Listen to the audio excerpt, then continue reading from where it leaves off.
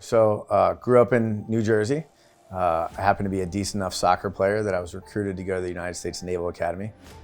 Didn't know what I was getting myself into, really. I didn't feel the call to serve when I was younger. I just knew that it was a great institution and I wanted to be there. My grandfathers were in the military. But other than that, there was really nobody else in my family that had served. It was my sophomore year. I was in physics class and a senior officer walked into our classroom.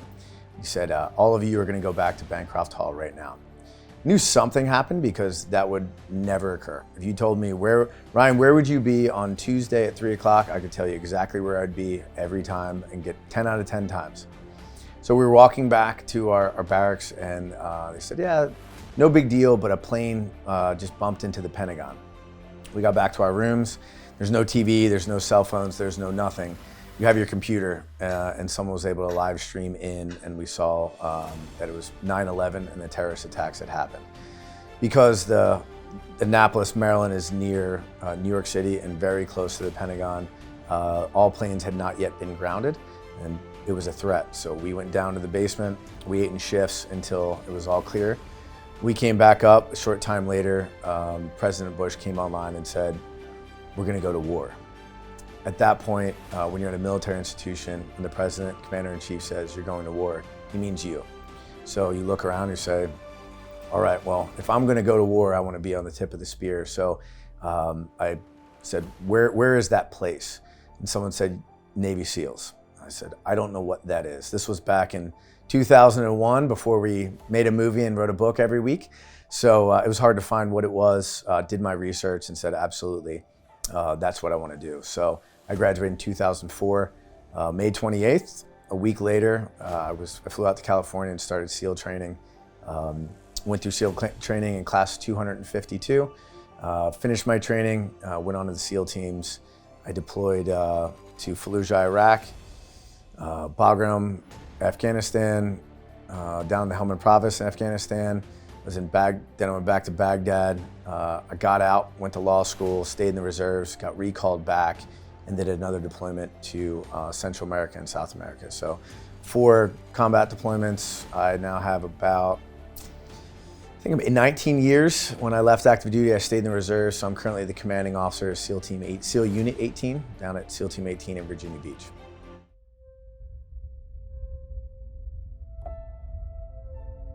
So my job was to capture kill of HVTs. They're called high value targets. So every night we would go out, find a high value target that the government had designed as this is a terrorist leader, a terrorist financer, somebody that was high value.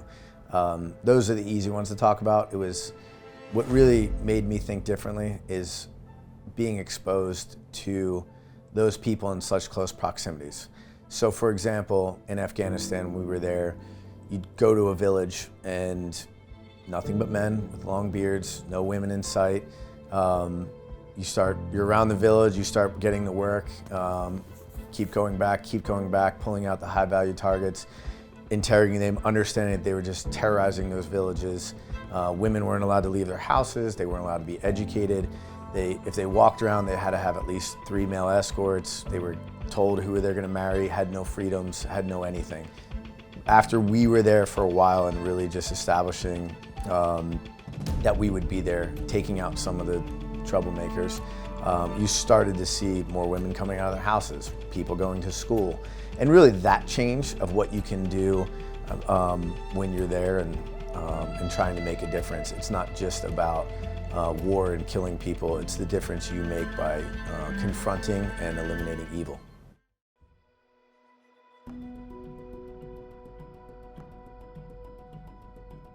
So in 2021, the Patriot Fund honored me and made me their Patriot of the Year. The real honor is just if someone looks around and says, you're doing the right thing. So I've been just trying my whole life to give back and honor the service of my fallen brothers, my brothers who came home and those. And so I really we all make a living, we have a life, but what do you do outside of that? And I just try to get involved in organizations that serve. I was chairman of the board of the USO, chairman of the board of Goodwill Industries, volunteering my time. I'm on the advisory board at Habitat for Humanity, really getting involved in veterans issues, trying to help people everywhere I can.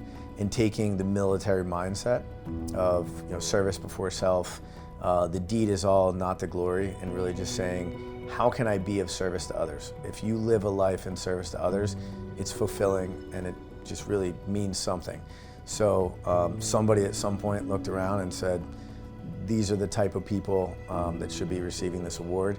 I think humbly they chose me, not sure why, but it really then you use that platform to say there's others out there like me who want to get involved and want to do things, and it is as fulfilling as it sounds, and hopefully inspire others to just live their same life of service.